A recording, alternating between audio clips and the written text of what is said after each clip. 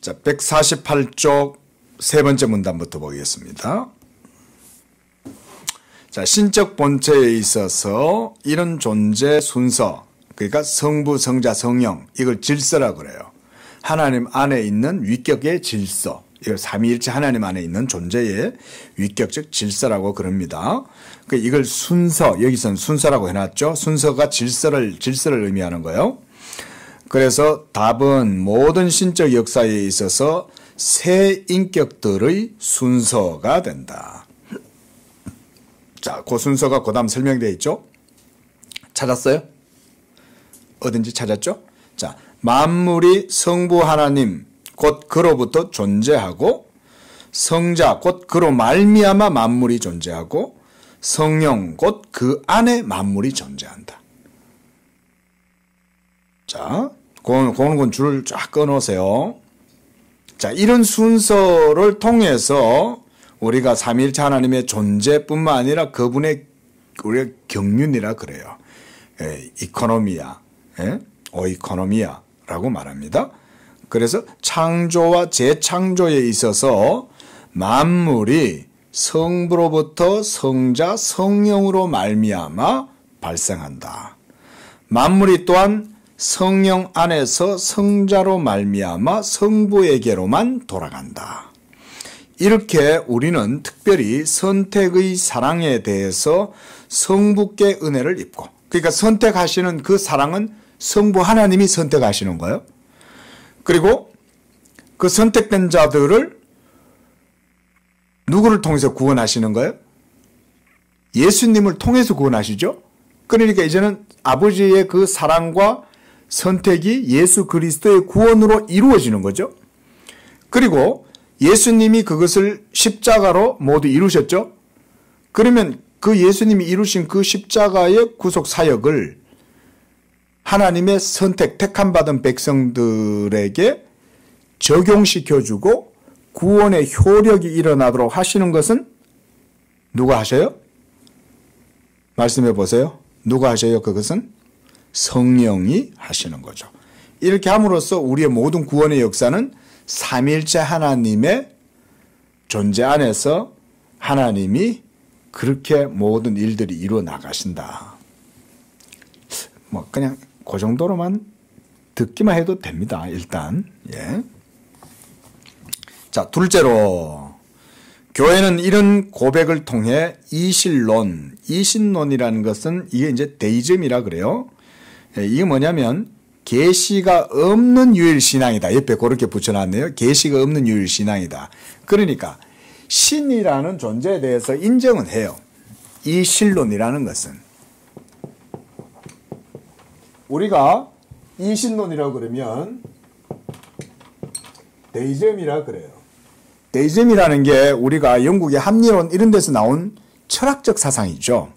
그러니까 신이 있기는 있는데 그 신은 이 만들어 놓은 창조 세계 속에 인격적으로 들어와서 만남을 갖는다든지 또는 자신을 인격적으로 알려준다든지 이런 신이 아니에요. 그럼 이 모든 창조 세계는 하나님이 만들긴 했는데 이 모든 세계가 그저 마치 우리가 그 시계 탭 있죠. 시계 탭을 감아놓으면 감아놓은 대로 시계가 똑딱똑딱똑딱 움직이잖아요. 그러니까 모든 세계를 완벽하게 기계처럼 만들어 놓은 거야. 그래가지고는 모든 세계는 세계 그 자체의 기능을 따라서 움직여가는 거예요. 하지만 신은 그 속에 있지 않고 또 신이 거기에 개입한다든지 자기를 알려준다든지 그런 게 아닌 거야. 이런 게 말하자면 데이즘이라는 거예요. 그래서 세계에서 신은 세계와 괴리되어져 가지고 떨어져 나가 있어요. 그래서 이 세계와 전혀 관계가 없는 신인 거예요. 그럼 이런 신에 대해서 알 수 있다는 것입니까? 이런 신은 알 수가 없는 신이죠. 그 신이 있긴 있는 것 같은데 그 신을 알 수 없어. 왜냐하면 인격적 관계가 없으니까. 하지만 기독교의 신과는 그렇지 않죠. 하나님은 우리와 언약의 관계를 통해서 우리는 하나님을 알 수 있죠. 언약의 관계잖아요. 이 관계 속에서 하나님의 존재가 우리에게는 인격적으로 알려지죠. 그렇죠? 이게 이제 계시잖아요. 근데 여기는 계시가 없어요. 이런 이신론은. 그래서 이신론과 함께 이번에는 범신론, 판테이즘이라고 그래요. 그러면 이 판테이즘은 뭐냐? 모든 것들이 다 신이다. 이번엔 또 이렇게 보는 거야. 여기는 창조 세계 속에서 떠나 있는 신인데, 범신론은 모든 세계 속에 신이 깃들어 있다고 보는 거야. 예를 들어서 이것 안에도 신이 있는 거야. 말하자면. 이런 게 이제 범신론이고, 예를 들어서 무슨 뭐 고대의 무슨 가이아 이런 거 있잖아요. 신화 속에 있는 그런 존재들. 그 뭐죠? 제가 예전에 한번 말씀드렸는데 아바타라는 영화, 아바타 2 나왔나요? 올해 12월인가 나온다 그랬던 것 같아요. 그렇죠? 하여튼 나오면 우리 한번 보러 갑시다. 예? 예. 다들 한번 연말에 우리 한번 갈까요? 전부. 예. 그래서 아바타 2. 그냥 SF 영화예요. 네. 픽션 영화인데, 근데 그 속의 스토리의 배경이 뭐냐면 범신론이에요. 범신론. 예. 그래서, 그 모든 세계 속에는 말하자면 신성이 깃들어 있고 그 신성과 인간이 조우할 수 있어요. 조우. 그러니까 접촉할 수 있는 거예요. 신과. 그래서 어떻게 보면 이제 신지학하고도 약간 비슷하고 하기도 하고 이런데 범신론 사상에 들어가면 모든 게 다 신이니까 이제 내 속에도 신이 있지. 이것도 신이라면 나도 신인 거지. 그러지 않아요? 이런 거 하나도 신인데. 그러니까 모든 것 속에 신이 깃들어 있다. 이런 사상 속에서 이제 종교다원주의 같은 것들도 생겨날 수 있죠. 그거는 이런 신과는 데이즘하고 다르죠. 그죠? 판테이즘하고. 근데 이런 판테이즘이 오늘날에 사실은 또 문제가 되는 거예요. 모든 것들 속에 신이 있다고 하다 보니까 이게 종교다원주의하고 맞물려들면서 너도 신, 나도 신, 우리 모두는 다 신이다. 이렇게 되는 거죠. 이런 논리들이 생겨날 수가 있는 거예요. 하지만 기독교는 그렇지 않습니다. 자, 지금 데이즘, 그러니까 이신론이라고 그랬습니다. 이 이신론도 인격적인 신에 대한 이야기가 아니라 그랬잖아요. 그 기독교의 신과는 하나님은 초월해 계시지만, 그렇죠? 하나님은 초월해 계시기도 하지만 언약의 관계 속에서 모든 하나님이 만드신 창조 세계와 하나님은 또한 관계를 맺으신단 말이에요. 그게 바로 내재라는 거예요. 내재하신다, 하나님이. 내주하신다고도 되고 내재하신다고 됩니다. 자, 초월하시기도 하지만 내재하시기도 한 거예요. 우리 기독교의 신관이 이런 거예요. 그래서 이런 걸 신학자들이 계속해서 얘기를 하는 거예요. 중요해서. 그래서 우리의 신관은 이신론도 아니면서 범신론도 아니다. 범신론은 모든 것에 신이 깃들어 있다고 보는 건데 여기도 뭐가 없습니까? 범신론에도 동일하게 이게 없죠. 언약을 통해서 신이 우리와 함께 하는 게 아니잖아. 하나님이 여러분과 함께 하시려면 언약을 통해서 있어야 돼요. 이게 말하자면 좀 더 덧붙이면 모든 종교도 다 이와 같은 거예요. 잘 보세요. 자, 불교에서 말하는 부처님은 언약의 부처님입니까? 아니죠. 자, 이슬람이 섬기는 알라, 유일신이라고 말은 하지만 그 신은 인격적 관계를 맺지 않죠. 알라가 유일한 분이라고 말은 해요.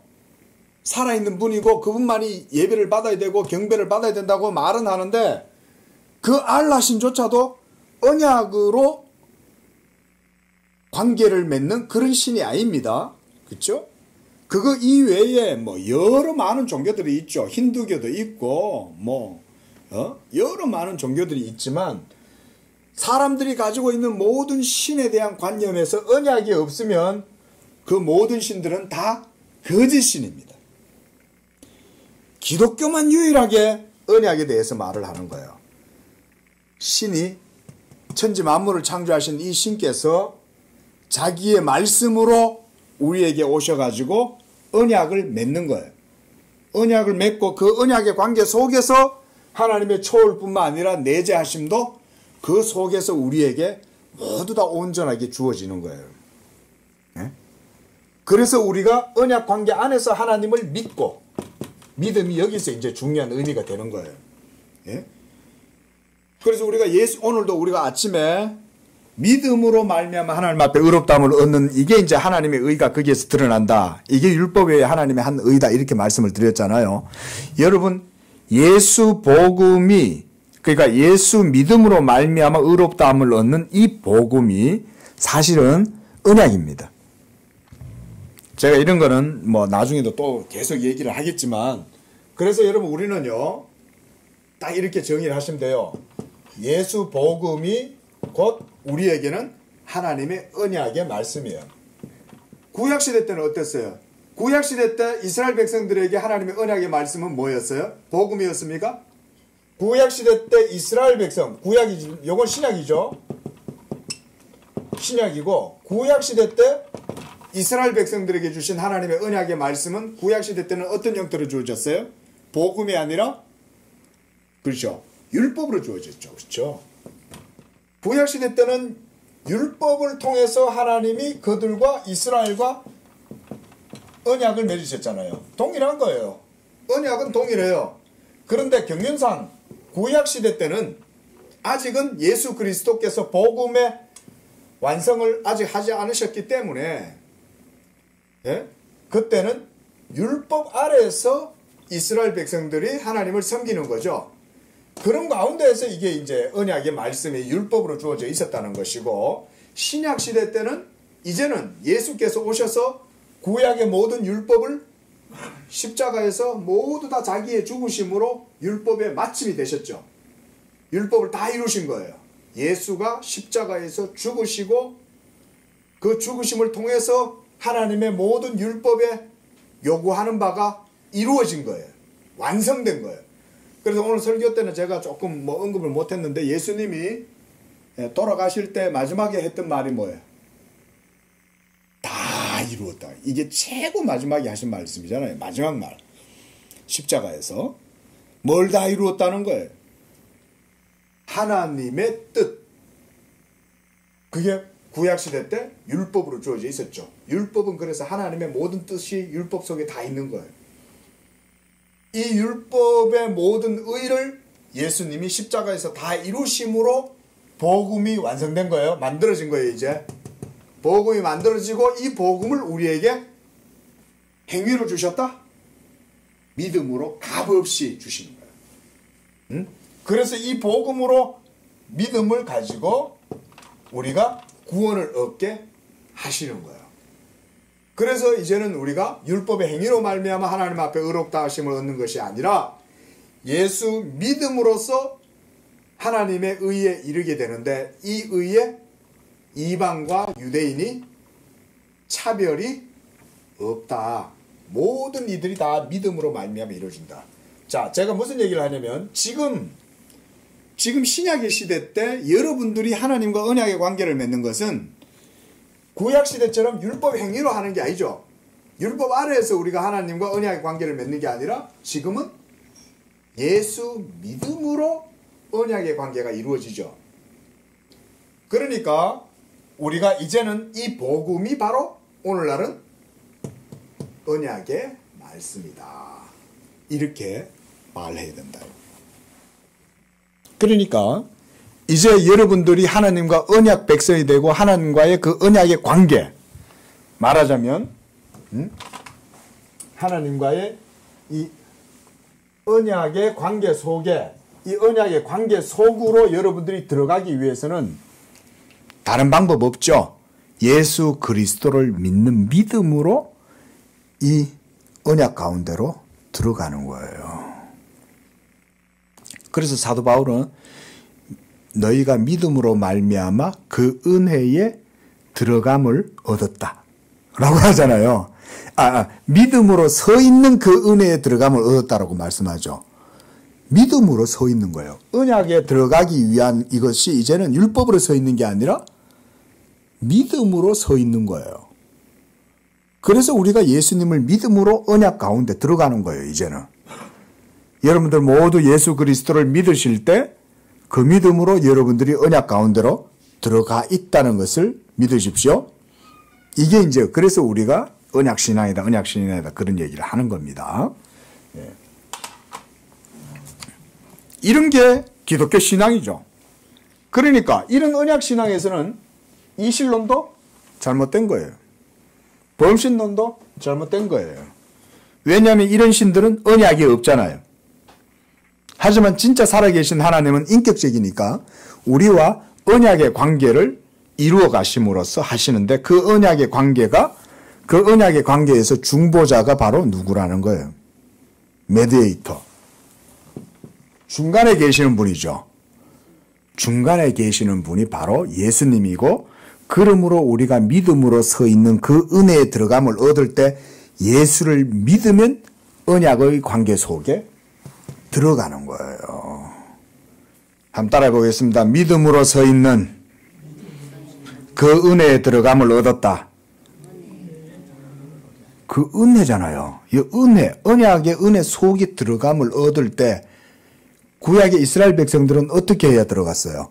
할례를 먼저 받아야죠. 할례를 못 받으면 여호와의 총회에 들어갈 수 없었죠.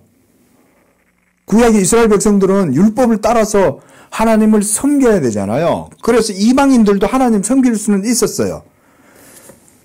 에디오피아의 내시가 여호와의 총회에 어떻게 들어갈 수가 있었어요? 내시인데 원래 율법으로 하면은 내시는 못 들어갑니다. 그래서 율법에 의하면 내시는 고환이 없는 자는 여호와의 총회에 들어갈 수 없다고 율법은 명해요. 그런데 이 에디오피아 내시가 어찌된 일인지 여호와를 경배하러 예루살렘에 올라온 거죠. 예? 놀라운 일 아닙니까? 그 사람은 원래 율법으로 하면 하나님한테는 못 올라오고 예배하러 못 와요. 근데 그 사람이 하나님을 경배한다고 예루살렘에 올라온 거야. 이 에디오피아의 여왕의 내시가. 근데 놀랍게도 하나님의 성령이 그 사람을 받아주신 거죠.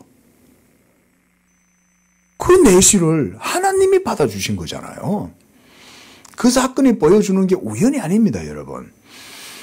빌립이 성령의 지시를 받아가지고 에디오피아 내시에게 성령이 가라고 명하는 거예요. 너 내려가서 저기 가는 저 마차에 타고 가는 저 에디오피아 그 사람한테 가봐. 그 빌립이 가까이 갔더니 내시가 앉아갖고 이사야서를 읽고 있는 거야. 예? 근데 이제 빌립이 이제 묻는 거죠. 그 뭐 읽는 게 뭔 내용인지 깨닫습니까? 이래 물어보니까 가르쳐 주는 사람이 없으니 내가 이걸 어찌 알겠냐.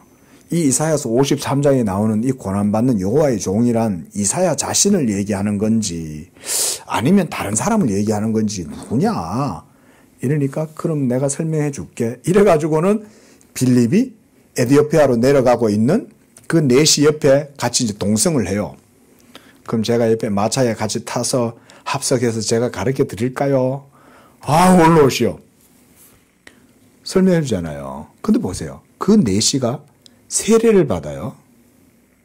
그 옆에 이렇게 지나가는데 물이 있으니까. 그래, 이사야 선지자가 얘기한 게 바로 그 메시아 예수 그리스도를 얘기한 거였어? 그 예수를 이제 믿으면은 그러면 이제 하나님 백성이 되는 거야? 내가 저 물이 있는데 내가 이제 세례 받을게. 그래가지고는 이 에디오피아 내시가 복음을 듣고 그 자리에서 예수를 영접하고 세례를 받고 하나님의 언약 백성이 되잖아요. 내시가. 율법으로 하면 그 사람은 언약 백성이 될 수 없어. 율법으로 하면. 율법에 저촉되니까. 고안이 없는데 어떻게 여호와의 총회에 들어가요? 응? 근데 내시가 하나님의 언약 속으로 들어가게 되죠. 이게 복음인 거죠. 율법은 그걸 못해요. 근데 복음은 그걸 하는 거죠. 놀라운 게 이런 게 이제 복음과 율법의 차이예요. 여러분, 언약이 그런 역할들을 하는 거예요. 하나님과 우리 사이에 예수 그리스도가 계셔서 우리가 이제는 그 중보자 예수 그리스도를 의지해서 이제는 하나님께로 나아갈 수가 있는 겁니다. 자, 계속 읽어보겠습니다. 자, 즉 하나님은 멀리 있다고 생각하고 이거 이신론이죠. 하나님은 멀리 있는 거예요. 우리하고 가까이 있지 않다고 생각하는 거예요. 그래서 스스로를 온 세계와 더불어 하나님으로부터 격리시키려는 경향, 이게 바로 이신론이죠. 그리고 역시 그와 곁들어 하나님을 세계로 끌어내려 하나님을 이런 것들과 동일시하는 거예요. 신은 모든 곳에 있다. 예? 이 물체 속에도 있고 바위 속에도 신이 있고 나무 속에도 신이 있고 모든 것 속에 대지의 신들이 모두 가이아 이런 게 전부 다 그 범신론이에요. 이런 것들과 더불어서 자신을 신성시 여기는 경향, 이런 범신론.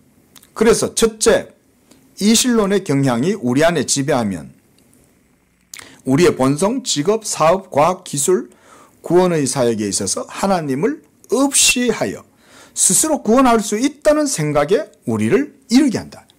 이런 게 이제 사상이 잘못되면 이런 거예요. 이신론이라는 게. 그와 반대로 두 번째 경향, 이번 범신론이죠. 자, 여기서도 바빙크도 말해요. 우리 마음에 있어서 가장 강력한 것이 될 때에 언제든지 하나님의 영광을 다른 피조물의 형상으로 바꾸어버리고, 왜냐면 모든 만물에 신이 들었으니까. 그러니까 우리가 선앙당에 가면 뭐 몇백 년 묵은 그런 느티나무에다가 막 거기다가 제사를 지내잖아요. 아닙니까? 예? 지금도 많죠. 예? 동네 어귀에 가면 그 마을에 수호신이라고 생각하잖아요. 그 몇백 년 묵은 아름드리 나무. 나무가 요만하면 안 돼. 나무도 커야 돼. 예? 막 이렇게 남자 두세 명이서 이렇게 할 정도로 커야 신성하게 느껴지지. 뭐 조그마하면 뭐 그건 뭐. 예? 자, 그 다음 페이지 넘어갑니다. 자, 계속 뭐 이신론하고 범신론을 바빙크가 이제 비교를 하는데 왜 이걸 비교하겠어요? 언약의 하나님하고 지금 비교시키려고 그러는 거죠. 이 세상의 범신론과 이신론과 범신론은 언약의 하나님인 삼위일체 하나님과 다른 하나님이다, 이 말인 거예요. 우리가 믿는 언약의 하나님은 삼위일체 하나님이시죠. 지금 우리가 지금 계속해서 삼위일체에 대해서 배워왔잖아요. 삼위일체 하나님이 언약의 관계 속에서 자기의 생명을 우리에게 주시는 거예요. 그 바로 예수 그리스도를 통해서 우리에게 주시는 거죠. 그래서 우리가 예수 그리스도를 통하여 삼위일체 하나님을 알고 그런 신앙의 고백을 할 수가 있는 거죠. 조금만 더 볼게요. 149쪽. 전자의 경우는 하나님이 멀리 떨어져 있을 뿐이요, 후자의 경우는 하나님이 가까이 곁에 있을 뿐이다. 전자의 경우는 그가 세계를 초월하여 세계 밖에 세계로부터 격리되어 있고, 범신론의 경우 그가 세계 안에 세계와 동일시될 뿐이다. 그러나 교회는 하나님의 초월성과 내재성, 이 두 가지를 동시에 다 고백한다. 그렇죠? 자, 하나님은 천지 만물을 창조하셨으니까 창조하신 분이 세계 속에 매여 있을 수 있겠어요? 그건 상식적으로 여러분도 다 이해하실 수 있죠. 만물을 창조하셨으면 창조하신 것이 하나님 밖에 있다고 우리는 생각할 수 있는 거예요. 그럼 동시에 천지 만물을 창조하셨으니까 그 하나님이 또한 만드신 그 만물 속에 들어오실 수 있어요, 없어요? 그것도 가능하죠. 아니, 하나님이 만들어 놓고 왜 또 그건 또 못하셔? 충분히 할 수 있죠. 그래서 하나님은 세계를 초월하여 본질에 있어서 세계와 구별됨에도 불구하고 그는 그의 존재와 더불어 세계 안에 현존하고 공간의 어느 점에서든지 시간의 어느 순간에 대해서든지 세계로부터 결코 분리되지 않는다. 그분은 멀리 떨어져 계시고 동시에 가까이 곁에 계신다. 지극히 높으시고 동시에 그의 모든 피조물들 속에 깊이 내려가시는 존재이시다.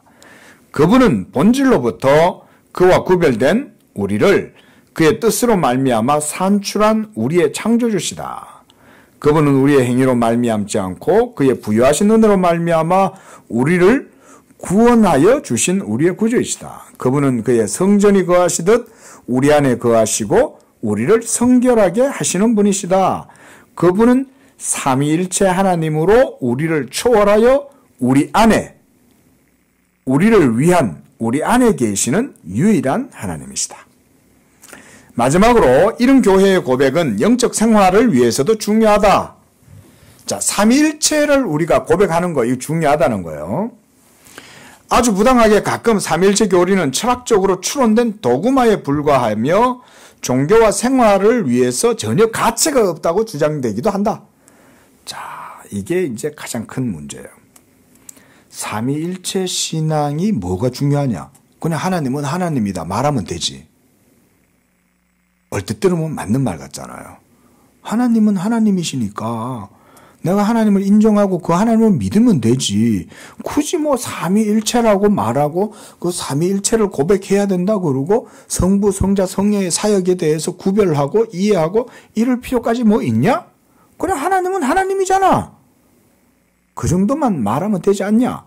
이렇게 말하면 언뜻 들으면 뭐 그럴 수도 있겠다는 생각이 들겠지만 신학이 그렇게 만만한 게 아닌 거예요.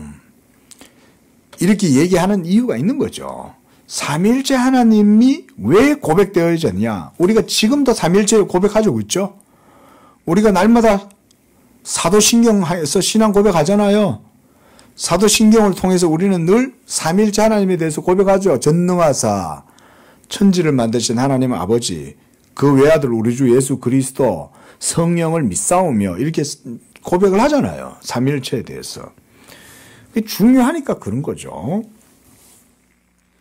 자, 그 밑에 줄 개혁주의 신앙 고백은 전혀 다른 태도를 취한다. 그 고백의 제9항에서 교회가 증언하기를 하나님의 본체에 있어서 아마 이건 네덜란드 신앙 고백을 얘기할 거예요.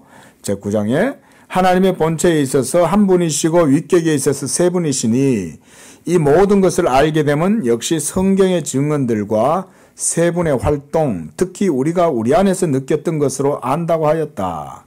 참으로 우리의 삼위일체 신앙은 느낌이나 체험에 기초하지 않는다. 그러나 우리가 그들을 신앙할 때 인지하는 사실은 그것이 하나님의 자녀들의 영적인 경험과 밀접하게 관련되어져 있다. 자, 여러분, 기도 처음 하실 때 여러분 어떻게 기도해요? 하나님 아버지 기도하죠. 예수님 이렇게 기도해도 되지만 사실은 여러분 기도의 순서에 있어서 삼위일체론적으로 기도하는 거기 때문에 아버지 이게 먼저입니다. 에? 제일 마지막에 언급되는 것은 예수님을 언급하죠. 그렇죠? 예수님 이름으로 기도합니다. 그러면 하나님 아버지가 들으신다는 거예요. 예수님 이름으로 기도할 때. 그러면 그 기도 속에 벌써 삼위일체론에 있죠. 그럼 성령님은 없잖아요. 아니죠. 성령님은 여러분들의 기도와 함께하고 계시는 거죠. 여러분들이 기도하는 것 그 자체가 벌써 성령의 능력을 힘입어서 예수님의 이름으로 하나님 아버지 기도하는 거잖아요. 벌써 그 속에 성령의 역사가 있는 거죠. 그러니까 우리의 기도 속에 삼위일체 하나님이 역사하시죠, 벌써. 그렇죠? 지금 바빙크가 그런 이제 취지로 이런 말을 하고 있는 거예요. 말하자면. 그래서 자녀들의 영적인 경험과 밀접하게 관련되어 있다. 예? 아버지 이러죠. 힘들면 그렇죠. 예? 하나님 아버지한테 여러분들 아버지 이러잖아요. 요즘 뭐 TV에 보니까 안 믿는 사람들도 뭐 아버지 그러대. 뭐 하나님 아버지를 알아서 그러는 건지 뭐 그건 모르겠는데 어쨌든 그리스도인들은 하나님 아버지께 먼저 기도합니다. 그래서 예수님도 제일 먼저 기도를 가르쳐 주실 때 하늘에 계신 우리 아버지요 이렇게 기도하라고 그러잖아요. 자, 이거 빨리 읽고 가겠습니다. 성도들이 스스로 생명과 기운과 만물을 보내시고 만물의 창조주이신 아버지의 활동을 깨닫게 되고 하나님을 그의 거룩한 명령을 주셔서 그들이 그 안에서 행하도록 하신 입법자로 깨닫게 되고 또한 그분을 인간의 모든 불의에 대한 무서운 진노를 내리시고 죄인을 결코 죄 없다 하지 않으시는 심판자로 깨닫게 된다. 결국은 그들이 하나님을 깨닫되 그들이 믿으며 또 그가 그들에게 육체와 영혼의 모든 필요한 것들을 공급하고 역시 이 눈물의 골짜기, 우리의 삶을 얘기하는 거예요. 눈물의 골짜기라는 게. 이 눈물의 인생 골짜기에서 그들에게 생겨난 모든 죄악을 선으로 변경시킬 거라는 것을 그들이 조금도 의심치 않고 그들의 하나님과 그들의 아버지 그리스도를 위하시는 성부이심을 깨닫게 된다. 즉 그는 전능하신 하나님으로서 그런 일을 하실 수 있고 신실하신 성부로서 하실 것이기 때문이다. 따라서 나는 하나님을 믿사오니 전능하시고 하늘과 땅의 창조자이신 성부를 믿사옵나이다가 그들의 고백이다. 또한 그 다음 성자죠. 스스로 성자에 대해서 깨닫되 성부의 독생자시며 성령으로 말미암아 마리아에게서 잉태되었음을 알게 된다. 그들은 그들의 구원에 관한 하나님의 감추어진 경륜과 뜻을 완전하게 계시하신 가장 높은 선지자, 교사로 예수를 알게 된다. 또한 그들의 유일한 대제사장으로서 그의 육체를 단번에 드린 제사로 말미암아 그들을 구했고 그들을 위해서 하나님 사이에 계속해서 중보 기도를 하시는 자로 깨닫는다. 자, 여러분 우리가 실상에서 신앙생활 하실 때 하나님 아버지라고 얘기하실 때 벌써 여러분들에게는 예수 그리스도에 대한 믿음이 있어요. 그죠? 예수에 대한 믿음이 있으니까 하나님을 아버지라고 부르는 거예요. 여러분, 하나님이 여러분들의 아버지가 되시는 것은 예수가 여러분들의 주님이니까 하나님을 아버지라고 부르는 거예요. 예수가 여러분들의 주님이 아니면 하나님을 아버지라고 부를 수가 없어요. 이거는. 그러니까 벌써 우리의 구원 경험 속에, 신앙의 경험 속에 벌써 삼위일체론이 있죠? 삼위일체론 있잖아요. 벌써. 하나님 아버지, 내가 예수를 믿음으로 나의 아버지께 기도합니다. 성령이 예수의 영으로 내 속에서 도우십니다. 이거 벌써 다 고백되잖아요. 이런 게 삼위일체론인데 이게 어떻게 우리 신앙에서 떨어질 수 있어요? 떨어질 수가 없는 거예요, 여러분. 그래서 하나님을 하나님으로만 말하는 사람은 그건 30점밖에 안 돼요. 하나님을 이해하면 반드시 예수가 나와야 돼. 그리고 예수와 함께 삼위일체론이 고백이 되어져야 돼. 그러면 그 사람이 아는 하나님은 진짜 하나님인 거예요. 그런 하나님이 언약의 하나님인 거예요. 자, 두 번째 문단. 또한 그들을 중생시키고 모든 진리 가운데 인도하시는 성령의 활동을 그들 자체 내에서 깨닫게 되는 거죠. 내가 성령 안에서 기도하는 거죠. 그죠? 그럼 벌써 기도하게 하시는 성령이 내 안에서 일하시는 거예요. 그래서 아버지 하나님의 뜻대로 우리 안에서 하나님께 기도할 수 있도록 성령이 도우시는 거죠. 그러니까 여러분 신앙생활 하실 때 걱정하시지 마세요. 걱정하지 마세요. 하나님이 하시는 거예요. 여러분들이 한다는 생각이 있기 때문에 나는 못한다는 생각이 드는 거예요. 그거 아니에요. 그냥 고백하면 돼. 고백하시고 그냥 하면 돼. 하나님, 나 예수 믿어요. 그럼 다 됐어요. 예수 믿어요. 뭐 다 끝난 거예요, 사실은. 그래? 그래, 알았어. 네가 예수 믿어? 그럼 네 믿음대로 내가 네 안에서 일하마. 할렐루야. 뭐 신학이라는 게 이런 거예요. 신앙이라는 것도 이런 거고. 제가 그래서 고백에 대해서 강조를 드렸습니다, 집사님. 그죠? 고백이라는 게 그런 거예요. 내가 예수 믿습니다 하면 하나님이 일하시는 거예요. 그 속에. 이게 말씀의 능력이 이런 식으로 역사하는 거예요. 이게 여러분 삶 속에서 이런 신학이, 이런 교리가 여러분 속에 직접적으로 경험되고 체험되는 거예요. 고백을 통해서. 그러니까 우리가 할 일은 간단해요. 목사가 그래서 여러분들한테 목회적 교훈을 드리는 거예요. 예수님만 믿고 나아가면 된다. 그러면 성령이 그 믿음의 고백을 통해서 일하시는 거야. 그래서 여러분들의 그런 고백이 하나님의 것이 되게 하는 거야. 믿음이 있으면 확신 가운데 그냥 나가면 돼. 걱정하지 마. 하나님이 하는 거야. 염려하지 마세요. 내가 하는 게 아니에요. 만약에 그럴 거면 남상수 목사는 여기 못 있어요. 진짜. 저는 여기에 못 있어요. 목사가 되고 나니까요, 이런 걸 배우는 거예요. 목사의 입장에서는. 목사를 하면 할수록 여러분들 앞에 말씀을 들고 서가지고 사역을 하면 할수록, 예. 어떻게 보면요, 목사가 하는 게 아니죠. 어떻게 보면이 아니라 사실은 목사가 하는 게 아니지. 목사는 어떤 면에서는 구경꾼이야.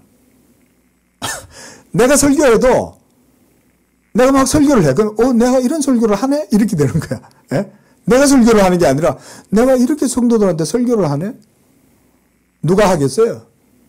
목사 속에서 성령이 역사하시는 거죠.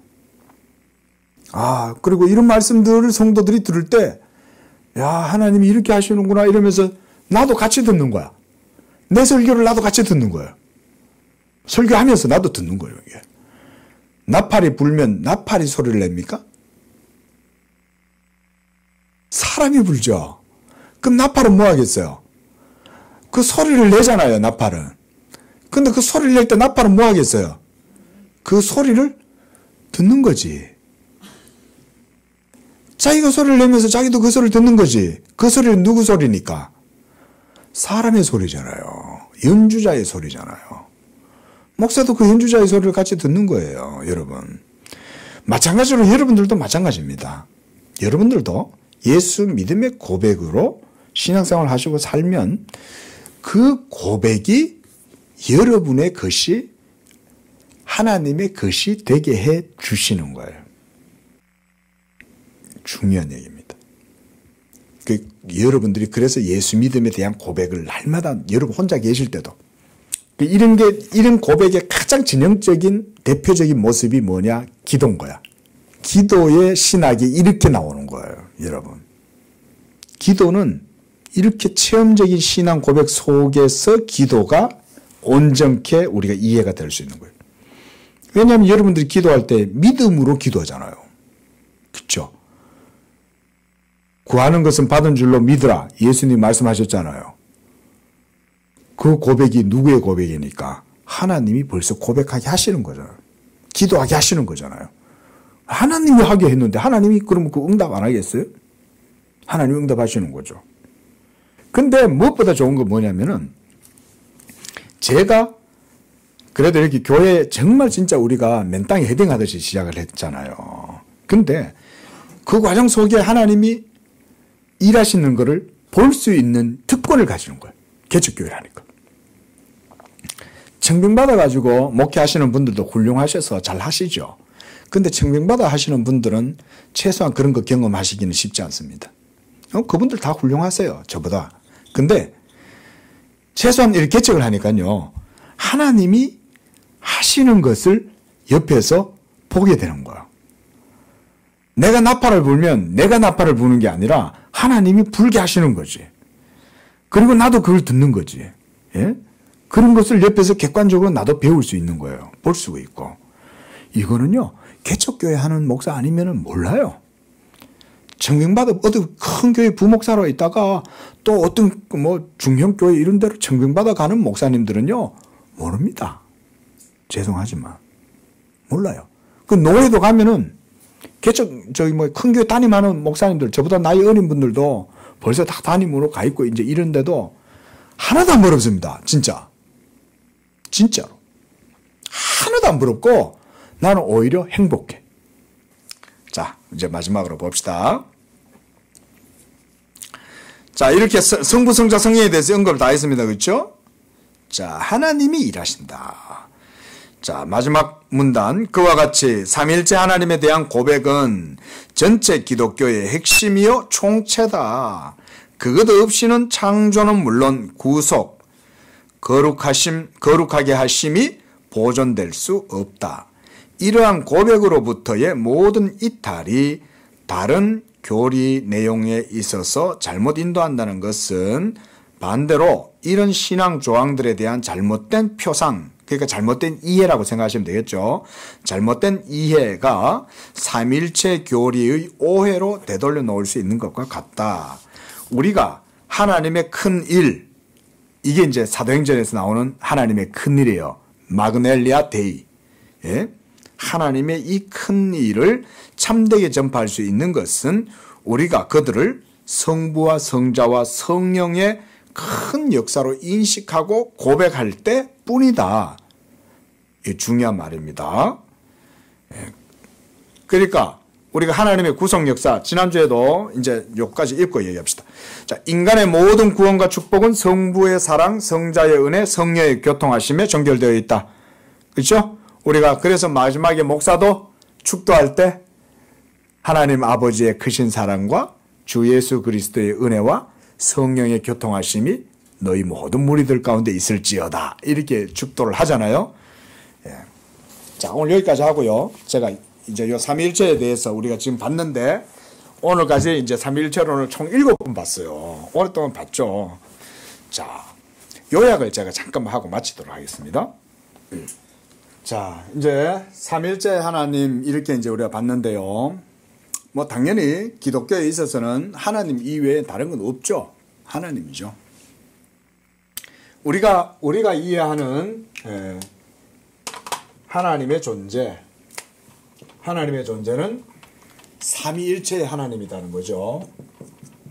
자, 삼위일체의 하나님으로서 성부, 성자, 성령이 계시고, 자, 먼저 우리가 기억해야 될 것은 삼위일체 하나님은 한 본질이시다 그랬죠? 자, 한번 따라하겠습니다. 한 본질. 한 본질인데 한 본질 안에 삼위가 계신다 그랬습니다. 그래서 3person이라 그랬는데 세 분이 아니라 삼위다 그랬어요. 그래서 이 위격간의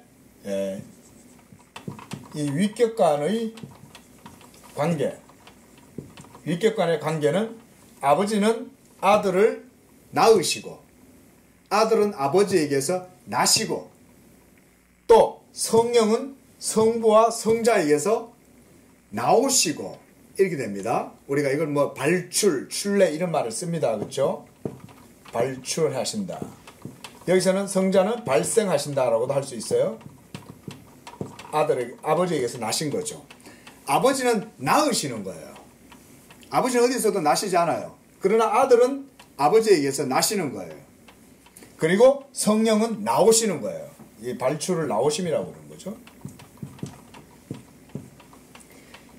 이런 삼위일체 하나님 안에서의 하나님의 존재 안에 위격적 이런 구별들이 있죠.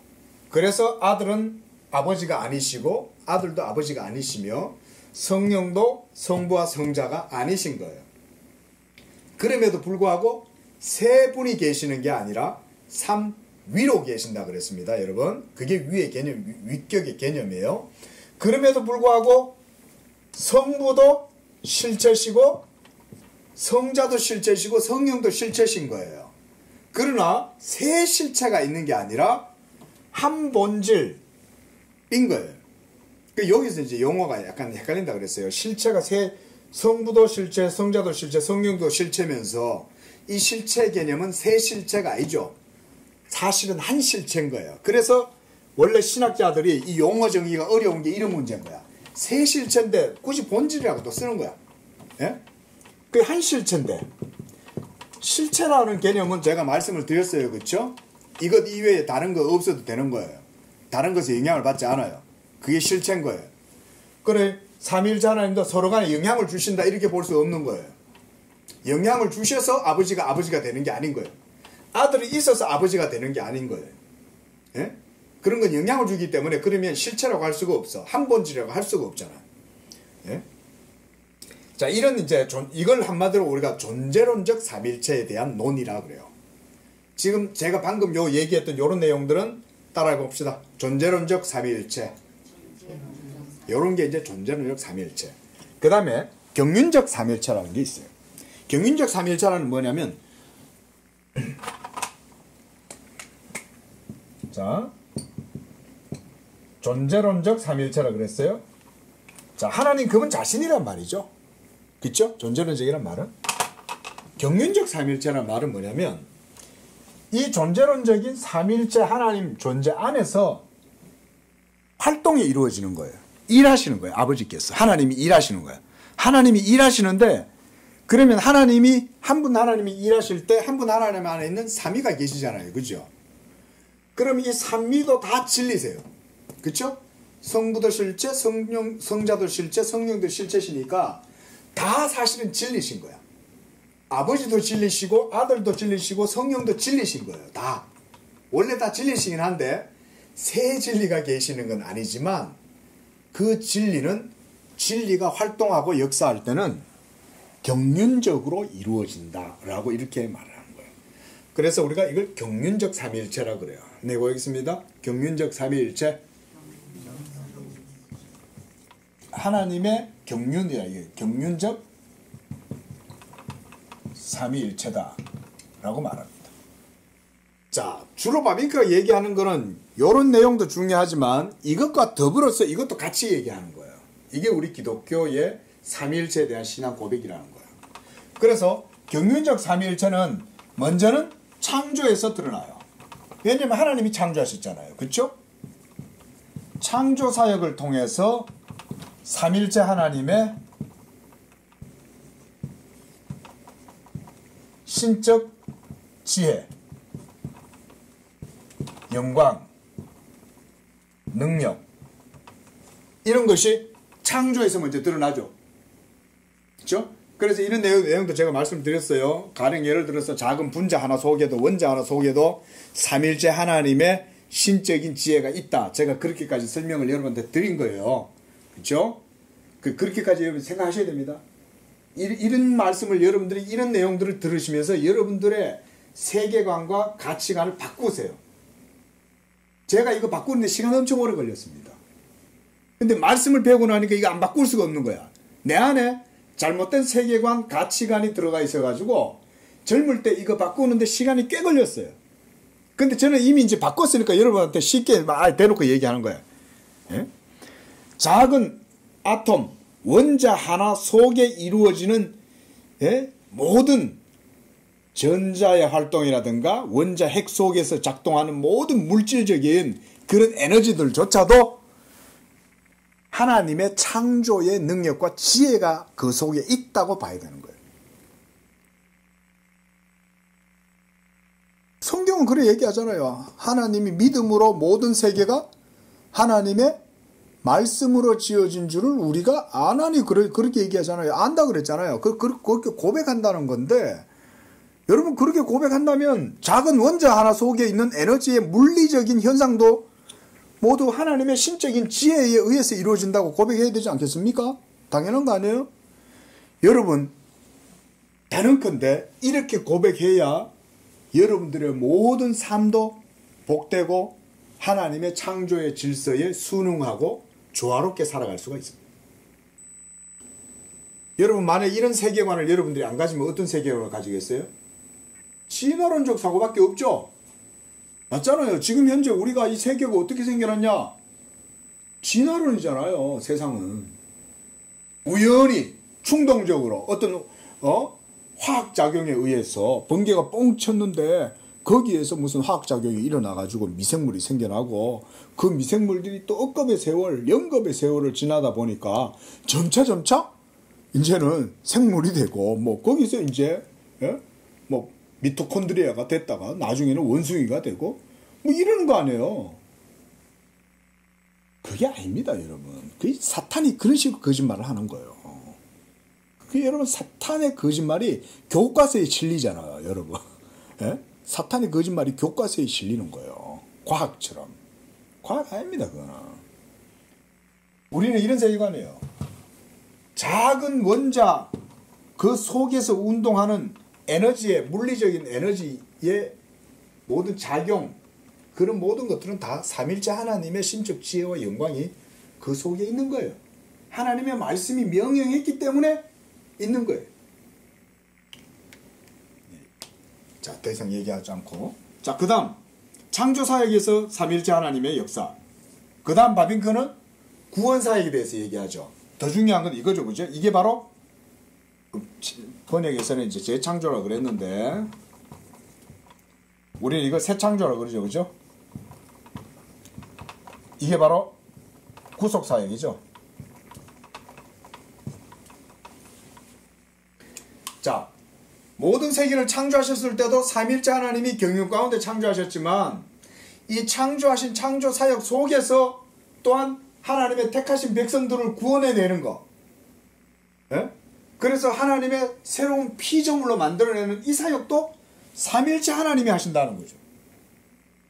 그래서 이 안에서 우리가 오늘 읽었던 그 앞에 잠깐 보십시오. 자, 149쪽 다시 한번 보세요. 149쪽 두 번째 문단 보십시오.